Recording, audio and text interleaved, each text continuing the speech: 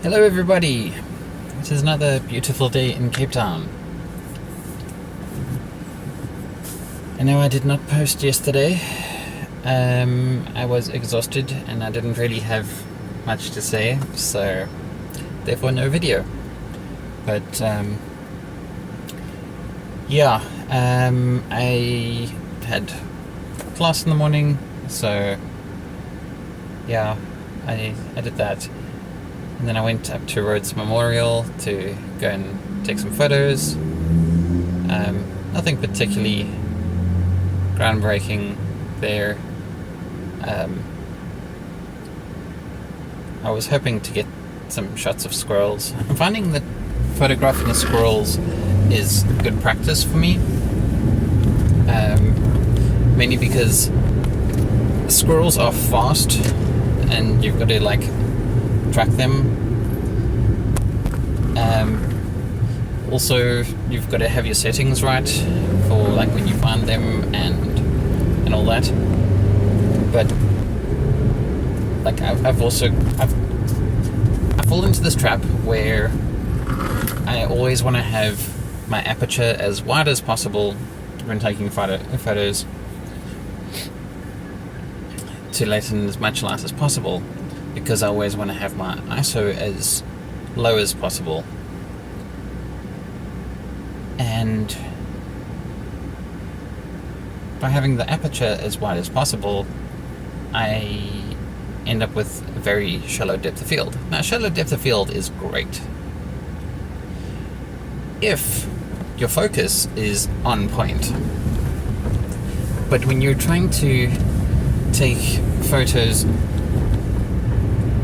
of squirrels, which autofocus does not know the difference between a squirrel and a tree.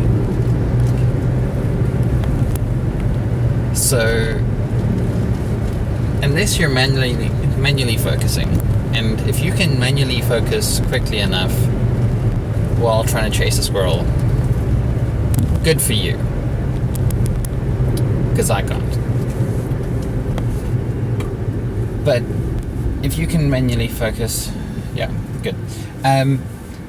So generally, focus, it's possibly going to be out of focus if you have a very shallow depth of field. So you want a bit more depth of field. So you're going to want a narrower aperture, which will give you more depth of field, therefore less light. Also, squirrels are fast. So if you don't want motion blur, you're going to want a faster shutter speed, meaning also less light, meaning higher ISO. So I have to get used to the idea of using 200, 400 in broad daylight. Okay, I say broad daylight. Generally, squirrels are under a tree, in the shade. At one point, I was actually having to push up my ISO to 1600, which is kind of crazy considering it was midday, but under a tree with fast shutter and F11 kind of stuff. Yeah. But then you have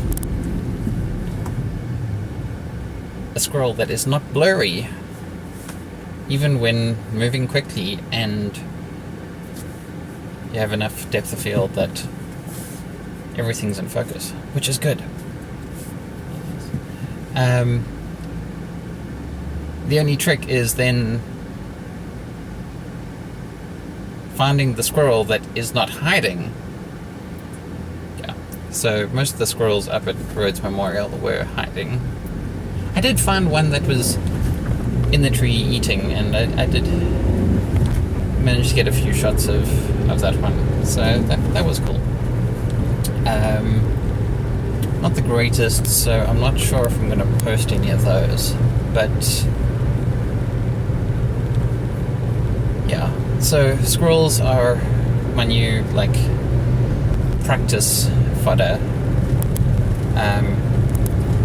Like I said in my previous video, very cute.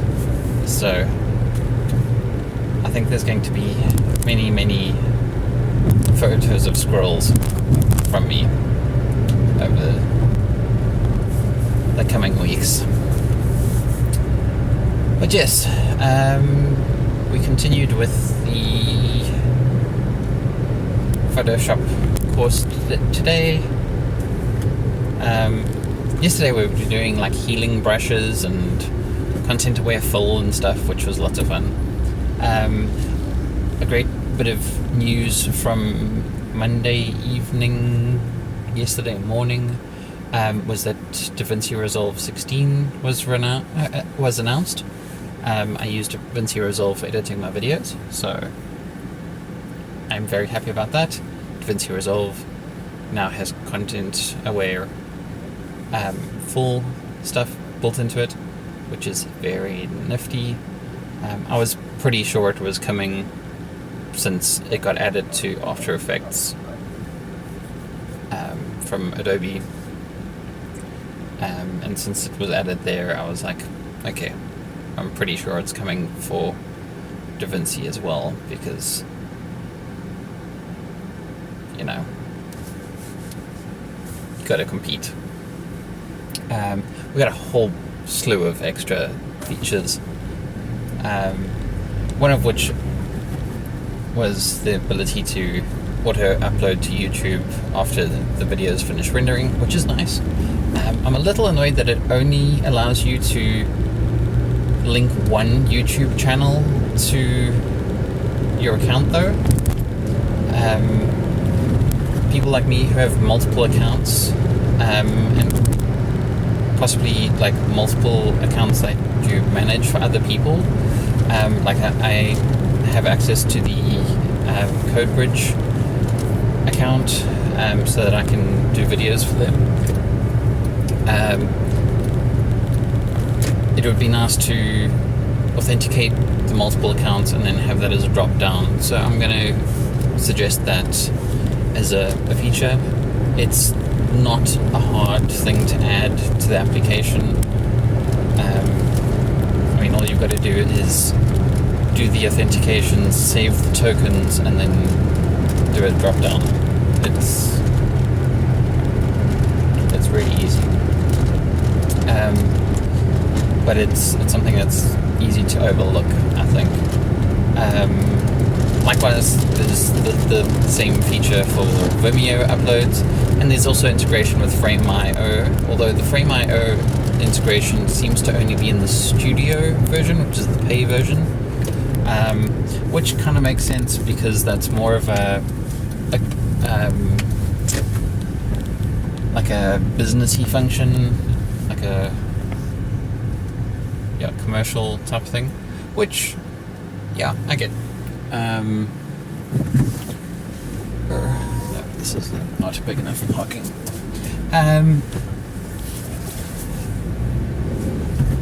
So that makes sense. Also, Frame.io does cost money.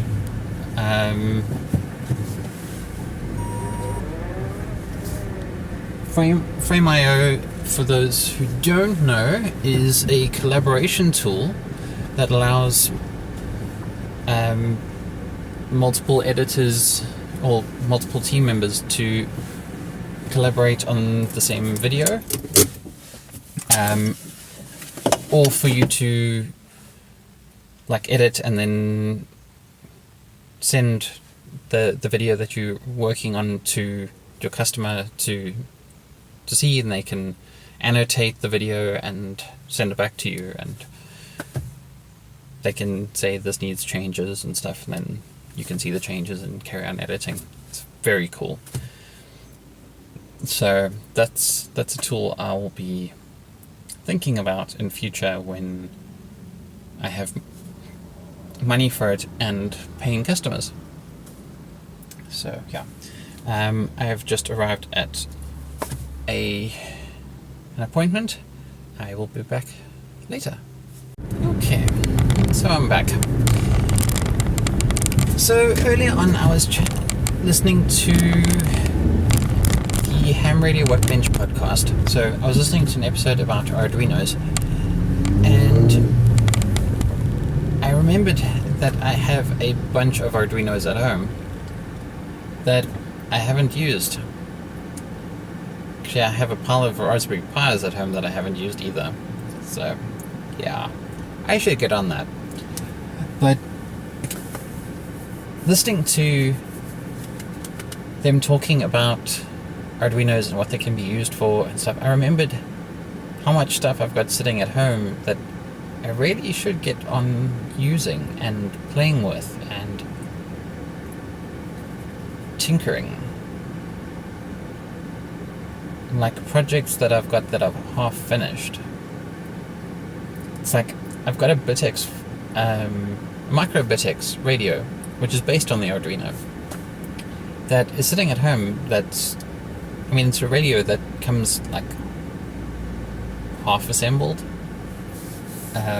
Like the main board is pretty much all done, and all you really have to do is put it in a case and connect the controls and connectors and stuff to it with radio. So I need to do that, and then I've got an HF radio at home, which is like everyone's in my cardio club, like get on HF, get on HF, and if I do that, then I can get on HF. Okay, we have to put up an antenna, but I've got a wire in a tree or hanging off our balcony, and we can get on the air. So I should do that. Likewise, I've got the Ultimate S3 kit from QRP Labs that I haven't finished building. Now, with that, I've built the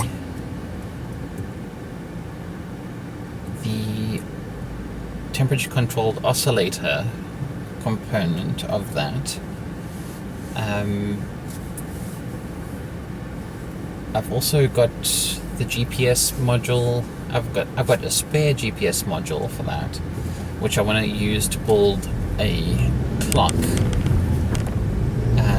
and an NTP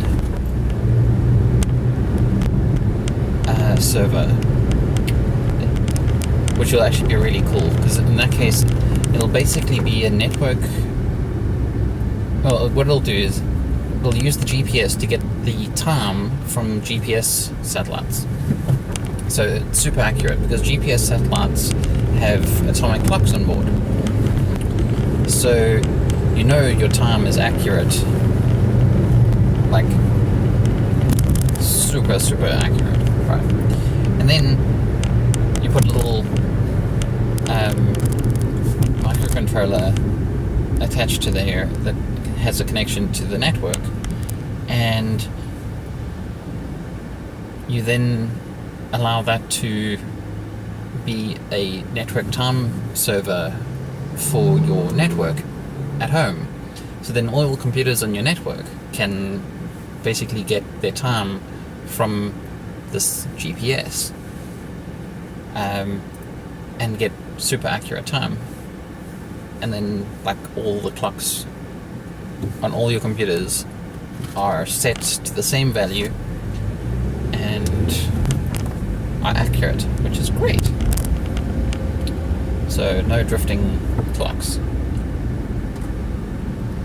So that's something I've wanted to do for a while. Plus you build like a nice big display so that you have the time on the wall and all the rest, which is important when you're making HF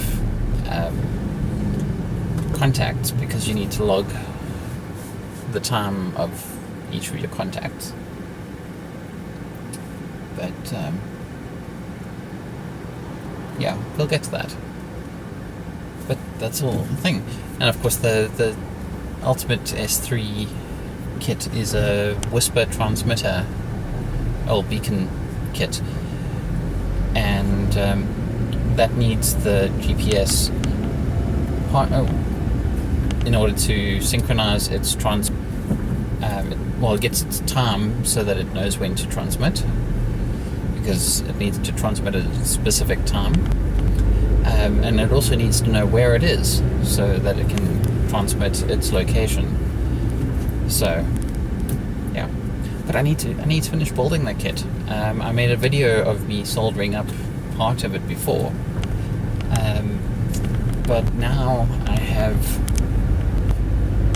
a much nicer camera, and I also have the macro extension tubes, so I can take closer up pictures of and video of the boards that I'm soldering to add to my videos, which would be really nice. So I need to get on that. So I think probably starting next week I should get my Workbench sorted out and get some Workbench videos going again. This week, like I say, with the Photoshop course, I'm not doing that. Well, won't be doing the electronic stuff because I've got the Photoshop classes, but we will get to the Workbench as soon as we can. Let's see, what other developments do we have on the horizon?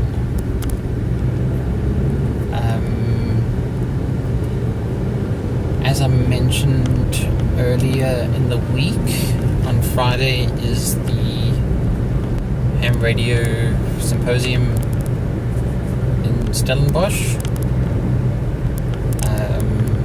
Check out the SARL website for that. That should be well worth attending. I will be attending that after my course in the morning. If I remember correctly, it starts at about 2, so I'll be finishing my course and then picking up Pi and then driving through to Stellenbosch for the Symposium. And then I'll also be at the AGM back in Stellenbosch on Saturday.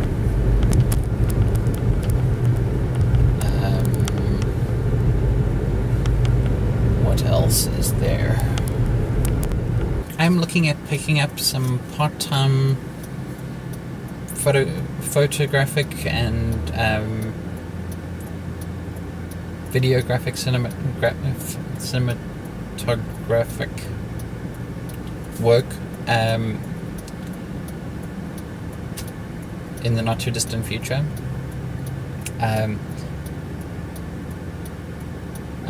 Preferably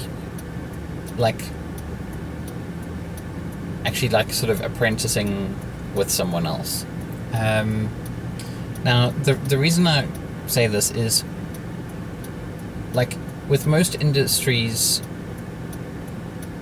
there's your book learning, and then there's the stuff you learn on the job. And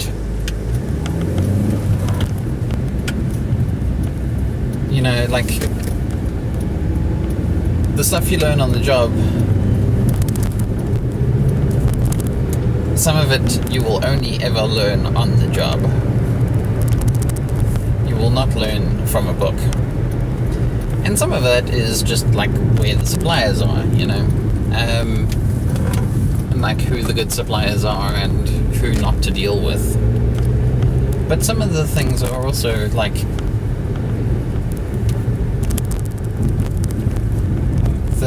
the pitfalls of doing certain types of work, and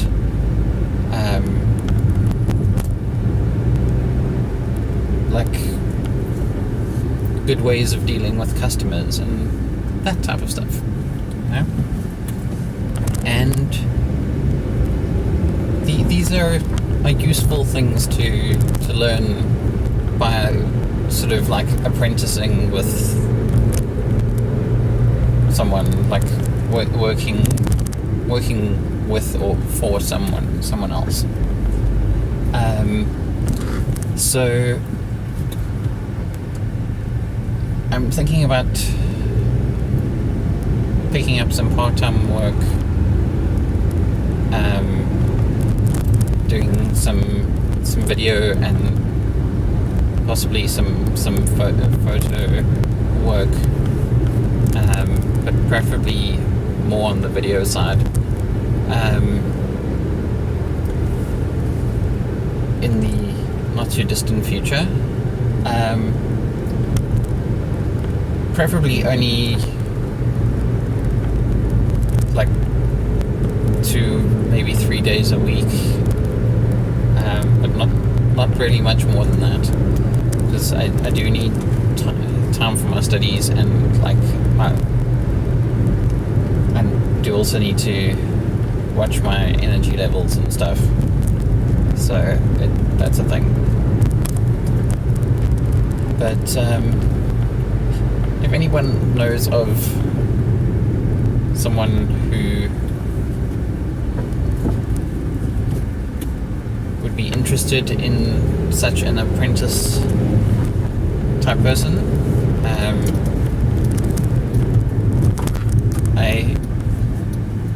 I have been studying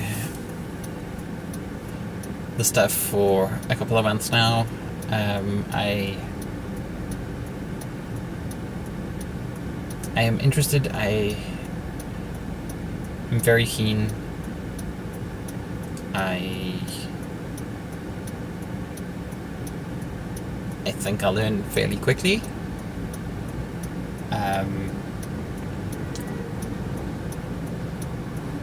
Yeah, please give me a shout, or let me know who I should give a shout. And yeah, that'd be really helpful. Thanks.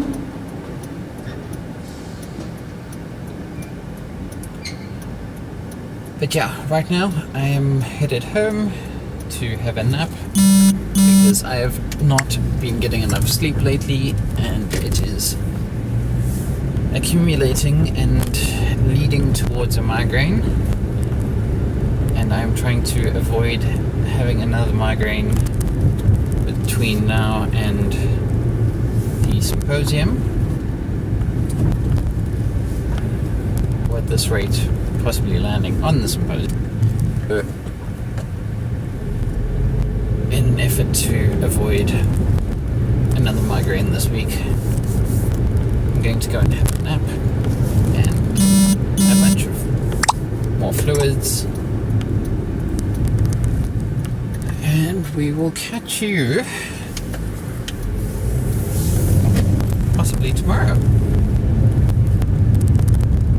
So until next time, go make something and have a good day. Cheers. Hello everybody. It is another beautiful day in Cape Town. And of course I should have my notification sounds off. So, hello everybody. It is another beautiful day in Cape Town. And I did not post again yesterday. I was exhausted. So, yeah. That's a thing. Let me adjust. Why is this so dark? Is it... What?